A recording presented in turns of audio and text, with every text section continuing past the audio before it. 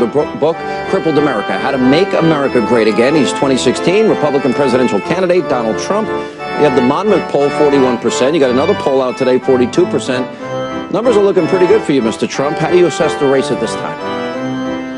Well, they are looking good, and based on what I just witnessed and watched on your show, that's incredible. That's incredible. And that's what I've been saying. I mean, you can't let these people in.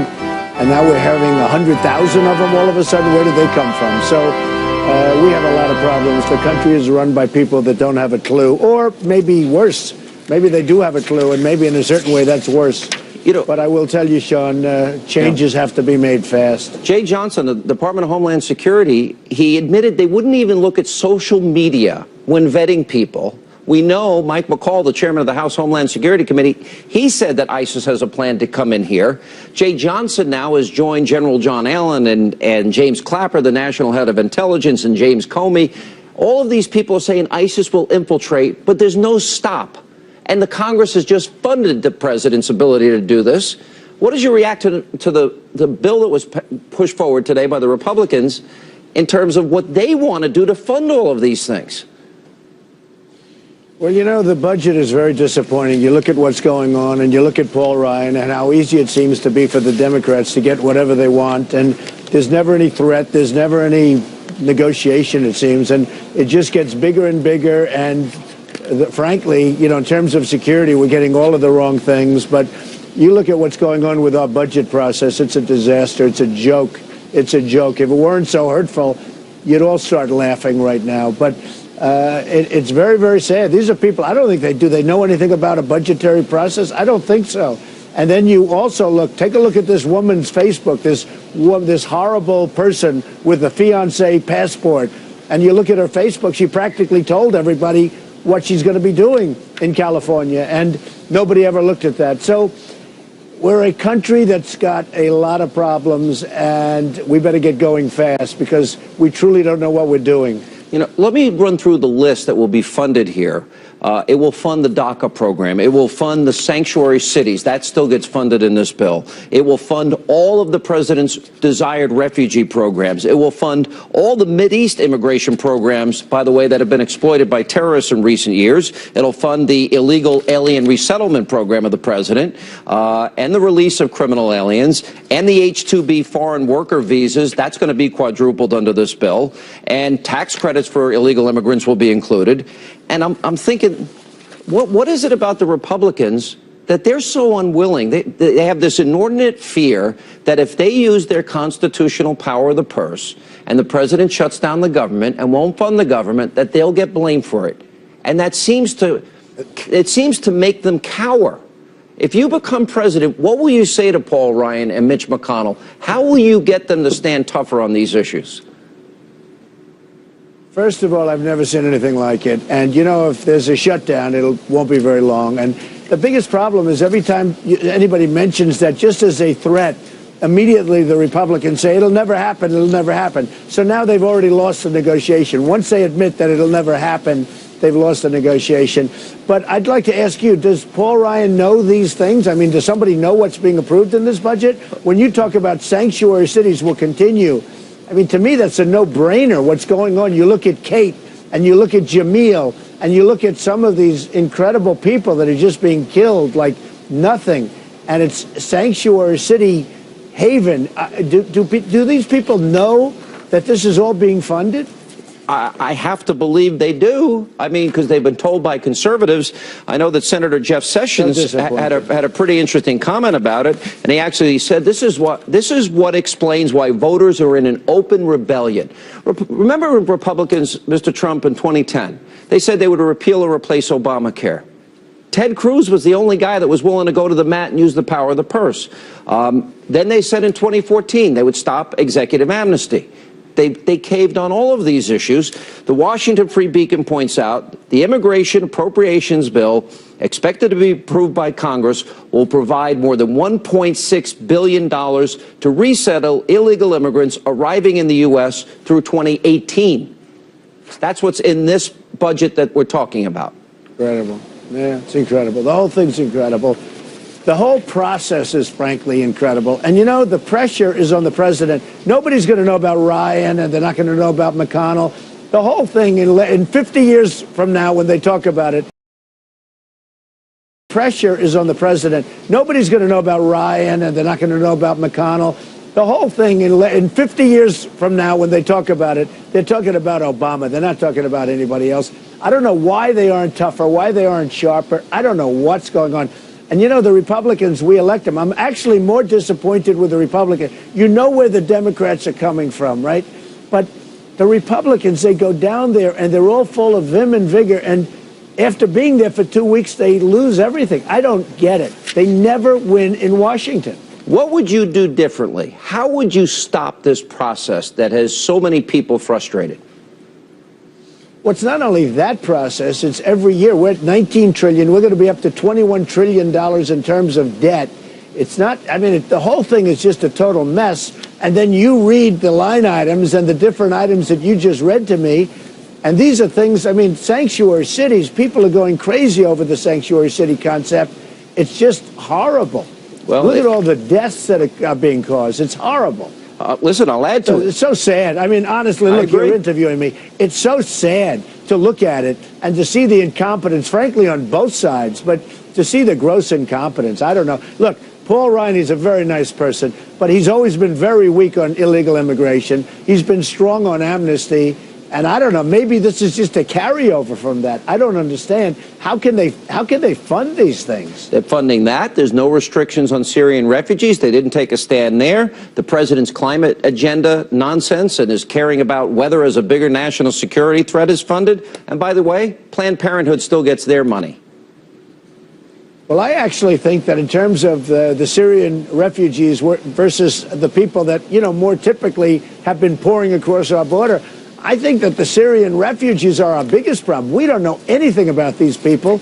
And, you know, they probably are, at least a big portion of them, could be ISIS. You know, you and I have been talking about the migration. They're young, strong men, so many of them. And we're taking these people in. We have no idea who they are. We have no idea, you know, like where they come from. They have no documents. And we take them in. Nobody knows. I've watched actually on your show that the law enforcement guys, and you have some of the best ones, they say there's no way to tell where they come from. You know, I have the list. Pretty sad. I've played it so often. The FBI director, the director of national intelligence, the president's envoy to defeat Syria, General John Allen, the assistant FBI director, and now Jay Johnson, as incompetent as he is, they're all saying it. All right, we got to take a break. We'll come back. Vladimir Putin praised you. We'll play it for you and get your reaction when we come back. Also, new polls on... Welcome back to Hannity. We continue now with the author of Crippled America, How to Make America Great Again, 2016 Republican presidential frontrunner candidate Donald Trump. All right, Vladimir Putin, of all people, said the following about you, that Donald Trump's bright, a talented person without any doubt. He's the absolute leader of the presidential race. He added, he says he will want to reach another deeper level of relations with Russia. What else can we do but welcome it? Certainly, we welcome it. Your reaction? Well, I welcome it. I think it's great. I think that's what should be happening. I mean, his dislike for President Obama, and it's a mutual thing, is terrible. That's why you see all the conflict, all the problems, all the hatred.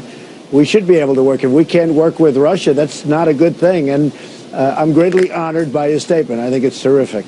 Let me play for you the Department of Homeland Security Secretary Jay Johnson saying that ISIS can infiltrate the refugee population, especially in light of the comments you've made that have been criticized by some.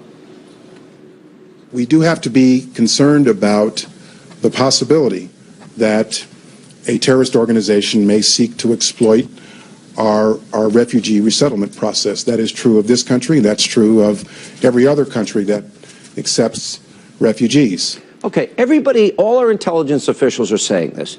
You made the statement, we need a temporary moratorium on people coming from Muslim countries. Should we have a temporary moratorium, period, until we can get this figured out? Well, I just don't think we just can't afford it as a country. Number one, we can't afford it, period, with or without terrorism. And, you know, we can do things and we can help out. And I'm very much for, you know, in Syria, doing some kind of a safe zone where we help them with, you know, different things so they can live until that maybe they can go back to where they want to be, which is probably where they just left. But I'm all for that. I think we should have a safe zone. We should have the Gulf states, which are loaded with money, and others help us fund it. We shouldn't be funding very much of anything. But I love helping with the safe zone. We cannot allow them to come into our country. We can't do it. Forget the cost standpoint. It's expensive. And you're talking about, I don't know if you saw projections over it. You're talking about billions of dollars, which is shocking. But over a 10-year period, you're talking about a lot of money. I mean, you're talking about a lot of money from day one. But beyond that, the tremendous risk that we're taking if these people are ISIS or affiliated with ISIS or somebody else like ISIS, we can't allow it to happen. Yeah, it's scary when you think of what happened in San Bernardino, when you think what happened in Paris, when you think back, you were in New York, I was in New York on 9/11, 2001. Let's just shift a little bit to politics. Going into the debate this week, a lot of people thought that there might be some back and forth between you and Senator Ted Cruz. For the most part, you guys have not gone at each other, a little bit maybe in the weekend leading up to this debate. How do you feel about these other candidates? You seem to get along with them when you're together with them. I think I mostly get along. I guess there are a couple that I wouldn't, but I get along. And actually, when we're not on the debate stage, it's like, I get along with everybody. But I have a very good relationship with Ted Cruz. And, he's been very nice in that he's backed me almost from the beginning. I've said things, many of which turned out to be right, if not all. I talked about illegal immigration when I made my announcement on June 16th in New York. I made it, the announcement, bringing up the importance of stopping illegal immigration and the whole thing, and it was a firestorm. And Ted was the one person really that was with me very much, and others have been good too. Ben Carson's been terrific. I've had some pretty good support, but Ted has been there. There's no question about it. It seemed to get a little personal with Governor Bush. What do you think of that exchange? Well, I really think he's a nice man, but he's doing poorly. He's doing very poorly. I mean, he was down to 3 or 4 or something like that. I just came out with numbers at 41%. So he's not been doing well. And, his pollster said, look, here's what you do. Here's a line, memorize it, and say it to Trump. And, when they let that whole clip run, he doesn't look so good, according to everybody, virtually everybody that's seen it. But, he came out a couple of times during the debate in the middle of nowhere, and I said, what is that? Is that another attack? I mean, it's just not necessary. It would be really great if the Republican Party could get along, because we could beat Hillary Clinton. I'll tell you what, I know I can beat her. And the Fox poll that you just saw came out a week ago or so. It shows that I beat her. But, we have to beat Hillary Clinton. And it would be nice if we could unify the party. Well, let me ask you that. There's division in the party. Let's say you get the nomination. There are a lot of smart people on that stage. A lot of people have some pretty strong records, maybe even people that are out of the race like Bobby Jindal or Scott Walker. Right. Do you think that there are a lot of people there, if you won the nomination, that you would want to tap, maybe Ben Carson, if he didn't win, and you won the nomination, that you would want to put in your cabinet? Would you like to put a coalition together? There are. I mean, look, I know so many people within the party that have talent, that have great talent. And, in all fairness, many of the people on stage, the people that we just left from being on stage, I've got great respect for some of them, not all of them. I think there are a couple that maybe I'm not too fond of. But overall, I have a lot of respect for a lot of the people that I'm competing against right now. And, I mean, it's been an amazing process, and it's been a beautiful process, and I'm leading by a lot. I guess I'm leading by, in one poll, by more than 27 points. That's a lot. It's a lot in a field of 14. There's no doubt about it. Let me ask you this question. So Americans now, we have 77% are less confident that we can prevent a lone wolf attack. Race relations now are at a 20-year low. You see the state of the economy, 94.5 million Americans out of work, 50 million in poverty, 46 million on food stamps, median income is down.